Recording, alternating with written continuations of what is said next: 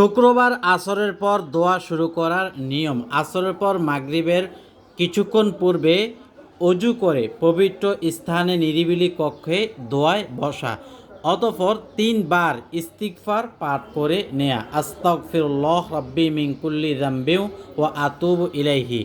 অতঃপর অন্তত একবার দুরুদে ইব্রাহিম পাঠ করা, যেটা নামাজের বৈঠকে পড়ি, না পারলে সাল্লাল্লাহু আলাইহি ওয়াসাল্লাম পড়া।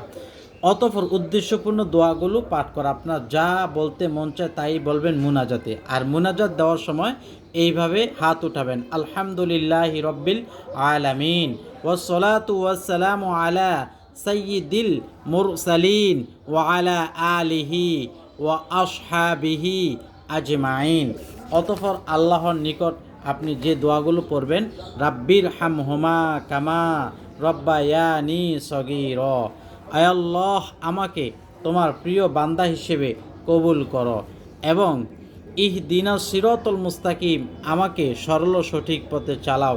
যে আমলগুলো করলাম তোমার প্রিয় বন্ধুর উসিলায় তুমি কবুল করো, সুবহানাল্লাহ। অতঃপর বলবেন, আল্লাহ মনের নেক কামনা বাসনা তুমি পূরণ করো।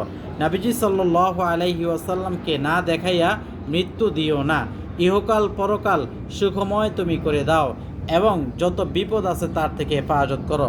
রিজিক ও হায়াতের মধ্যে তুমি বরকত দান করো। ঈমানের সাথে মৃত্যু নসিব করো, আমিন।